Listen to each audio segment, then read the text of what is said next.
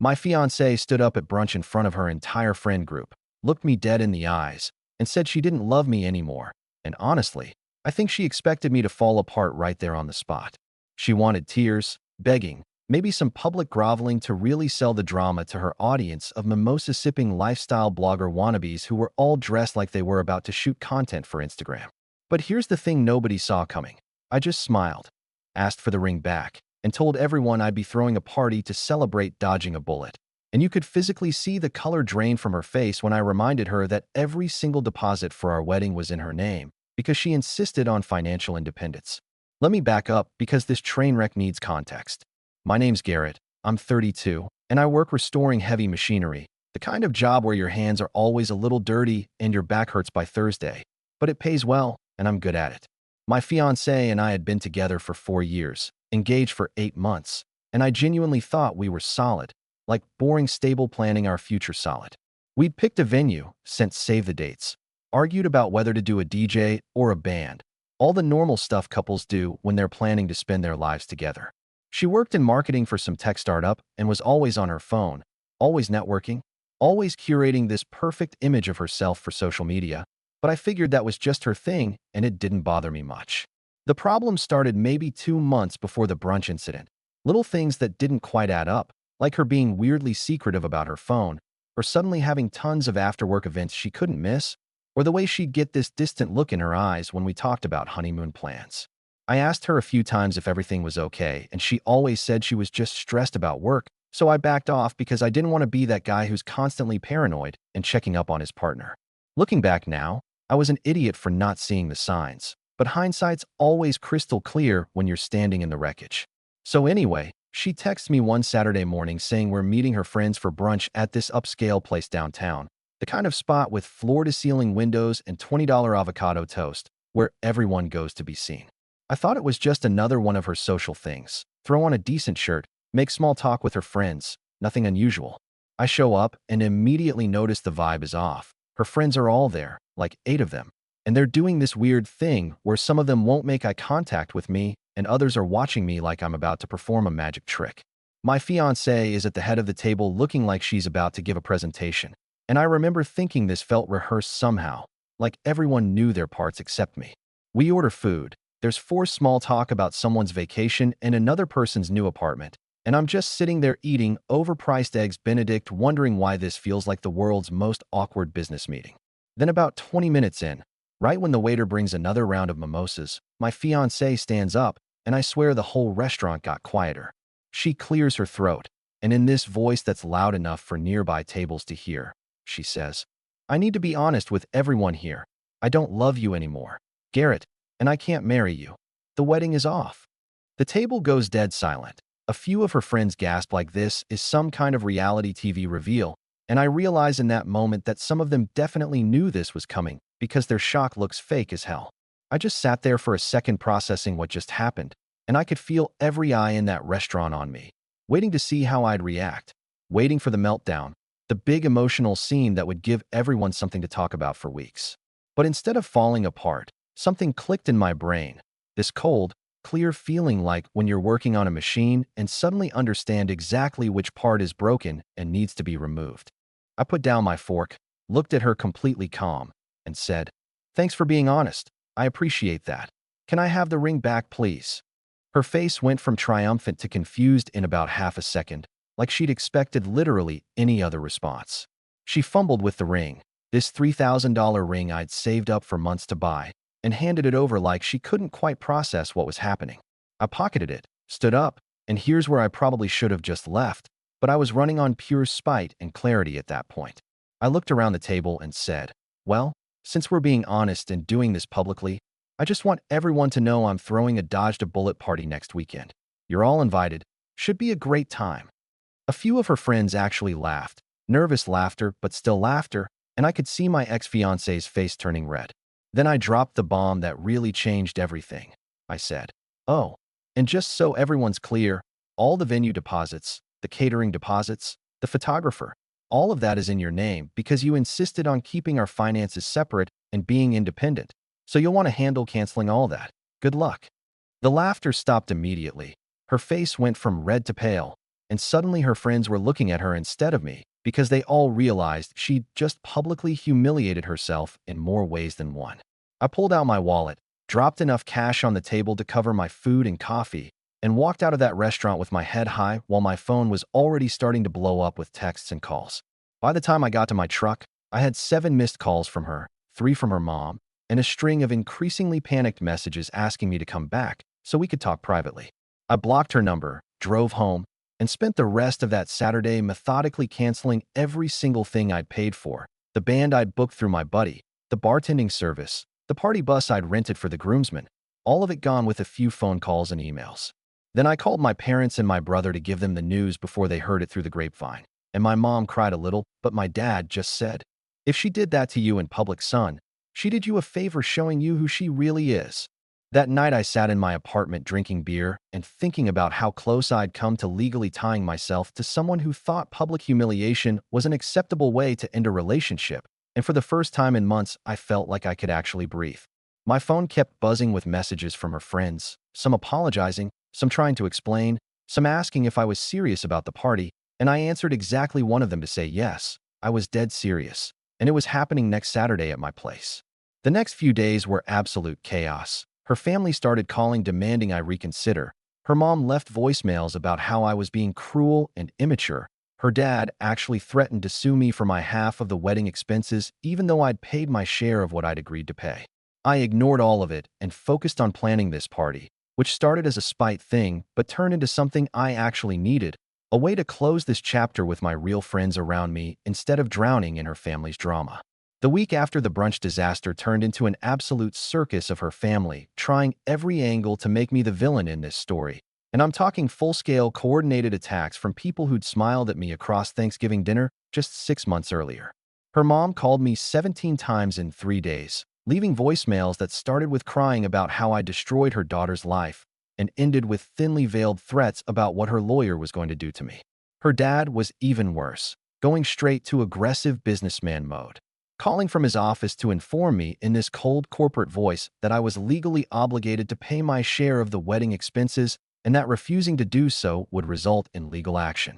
The thing is, I'd actually paid for everything I'd agreed to pay for. My half of the rehearsal dinner, the groomsmen gifts, the party bus, the band, all the stuff that was clearly outlined when we split up the wedding planning. But her family seemed to think that because she was the one who got publicly embarrassed, I somehow owed her for the deposits she'd insisted on putting in her name.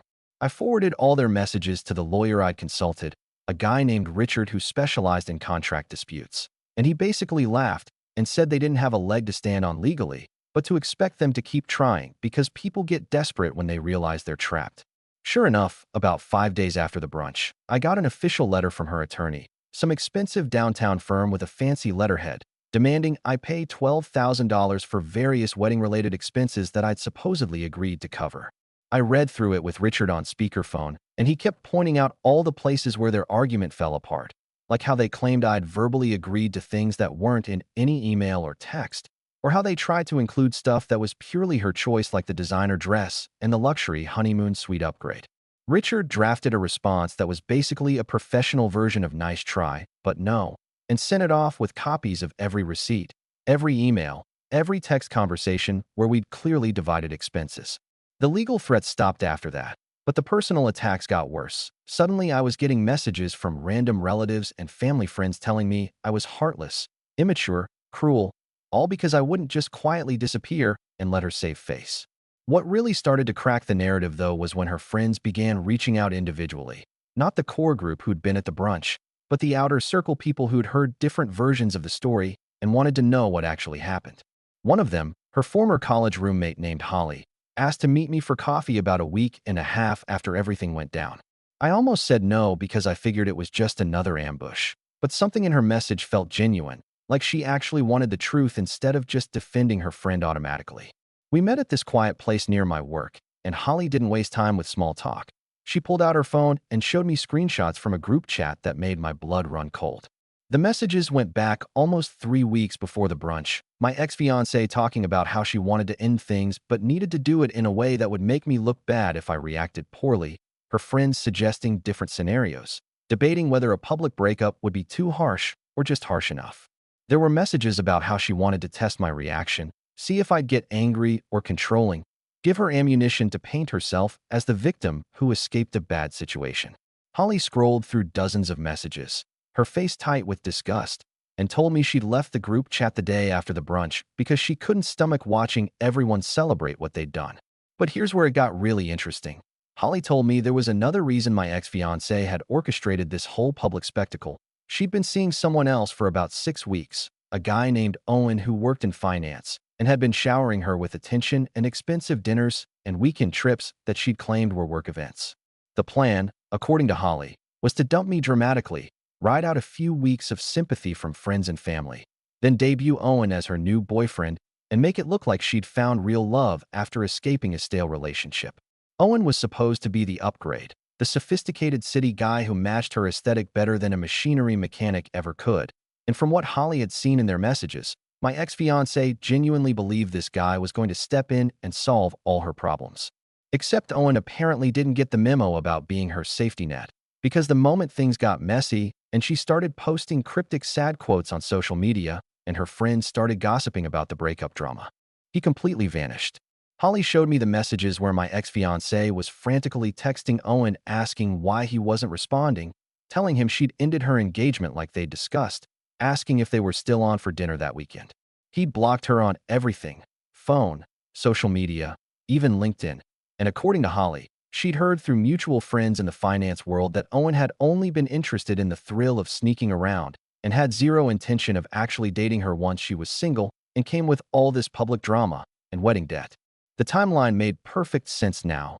Her distant behavior, the secretive phone calls, the way she'd insisted on keeping our finances completely separate right around the time she started seeing Owen. She'd been building an exit strategy, and I was too trusting to see it.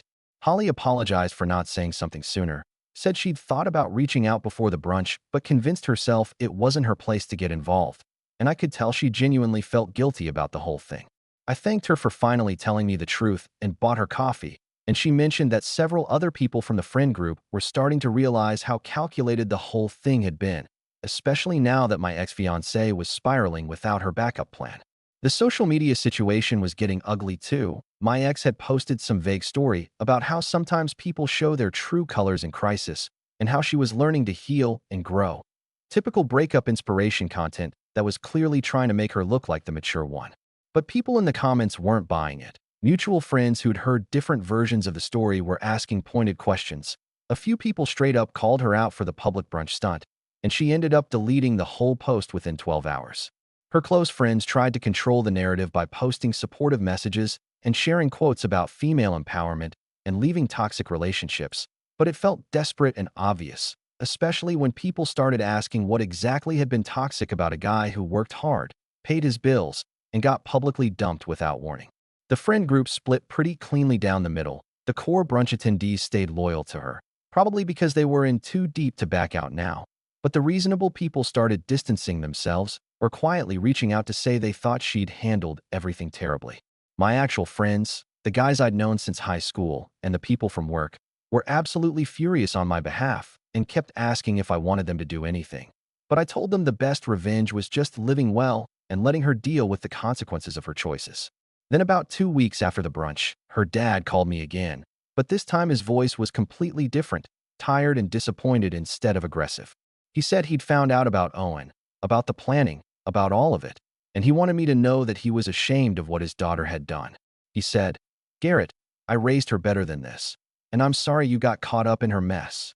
I didn't know what to say to that, so I just thanked him for calling and told him I held no grudge against him or her mom. They were just trying to protect their kid, even if their kid didn't deserve protecting. He mentioned they'd stopped helping her with the wedding debt and suggested I'd do the same if she came asking, which felt like a warning. The legal pressure disappeared after that conversation, and I heard through Holly that her parents had basically told my ex-fiancé she was on her own financially and needed to figure out her own mistakes. That's when she started trying to reach out to me directly again, first through mutual friends asking if I'd be willing to talk, then through long emails that I deleted without reading, then finally showing up at my apartment one evening right as I was getting home from work. And that's when things got really interesting. She was standing by my truck when I pulled into my apartment parking lot, wearing this designer dress like she was heading to some upscale event. Hair and makeup done perfectly, and I immediately knew this was another performance, another calculated move in whatever game she thought we were still playing. I sat in my truck for a solid 30 seconds, just watching her practice what she was going to say, seeing her mouth move silently as she rehearsed her lines, and it hit me how exhausting it must be to live like that, constantly staging moments instead of just being real with people. I got out, and she immediately started crying. Not the messy, ugly crying that happens when you're genuinely devastated, but the pretty crying you see in movies where a single tear rolls down a cheek and somehow doesn't mess up the mascara. She asked if we could talk for just 5 minutes, said she'd been doing a lot of thinking and realized she'd made the biggest mistake of her life, told me she understood now what she'd lost and wanted a chance to explain everything. Part of me wanted to just walk past her into my building and let her stand there talking to nobody. But another part of me needed to hear what possible explanation she thought would make any of this okay. So I leaned against my truck and told her she had 5 minutes. She launched into this whole speech about how she'd been confused and scared about commitment, how Owen had manipulated her into thinking the grass was greener, how the brunch thing had spiraled out of control and wasn't supposed to go down like that. Basically, every excuse except taking actual responsibility for deliberately humiliating me in public as part of a planned exit strategy. She said her whole life had fallen apart since that day. Owen had ghosted her. Her friends were divided. Her parents were disappointed. She had thousands in wedding debt. And every single problem she listed was a direct consequence of her own choices, but she was framing it like the universe had randomly decided to punish her. Then she got to the real reason she was there. She wanted to try again, wanted to go to couples therapy, wanted to rebuild trust slowly, prove she could be the partner I deserved. All this relationship redemption talk that might have worked if I didn't know the full story. She reached out to touch my arm and said, "I know I can make this right, Garrett. I know we can get back what we had." I stepped back from her touch, and that's when I finally said what I'd been thinking for 3 weeks straight. I told her she didn't lose me. She lost the person she'd tried to use as a prop in her dramatic life story. Told her she hadn't loved me in months, probably longer, and this wasn't about getting me back. It was about not wanting to face the consequences of her actions alone. I said the version of me she was remembering, the guy who trusted her completely and would have done anything for her. That person didn't exist anymore because she'd killed him at that brunch when she chose humiliation over honesty. I could see her face change as she realized the crying and the dress and the rehearsed apology weren't going to work, and she switched tactics fast, suddenly getting angry and telling me I was being cruel, that I'd clearly never loved her if I could be this cold, that real partners fight for their relationships instead of giving up. It was classic manipulation, trying to make me feel guilty for having boundaries, and I almost laughed because it was so transparent once you knew what to look for.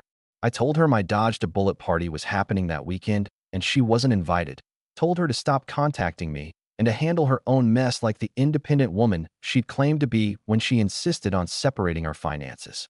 She tried one more angle, saying she'd tell people I'd been controlling during our relationship, that she'd make sure everyone knew her side of the story.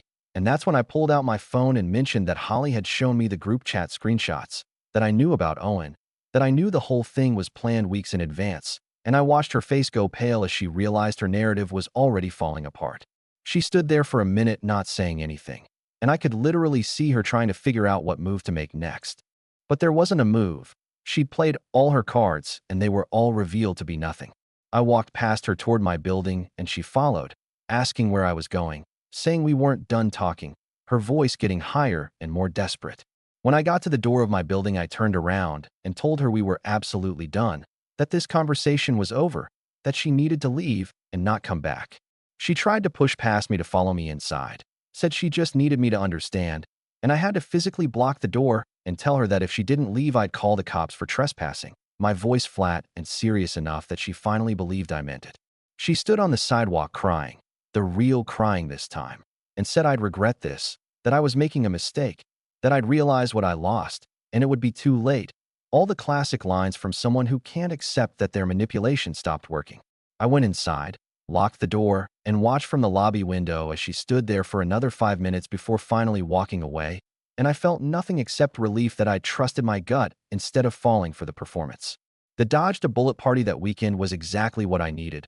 About 30 people showed up, mostly my real friends, and a few mutual friends who'd chosen sides. And Holly and a couple other people from the original friend group even came by to apologize in person and hang out. We had a fire pit going in my tiny backyard, music playing, tons of food and drinks, and the whole vibe was just relaxed and genuine. Everything my actual wedding reception would have been before she turned it into a three-ring circus. People kept coming up to me throughout the night saying how much better I seemed, how they'd been worried about me the past few months because I'd seemed stressed and they couldn't figure out why. And it made me realize how much energy I'd been spending trying to make a broken relationship work.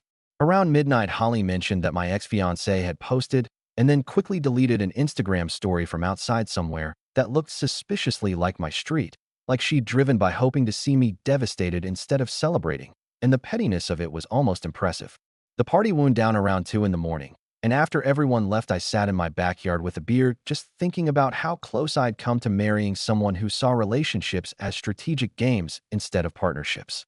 The legal stuff resolved itself over the next month. Her lawyer stopped responding to my lawyer, the venue and vendors worked out payment plans with her, and I got confirmation that I had zero financial liability for any of it.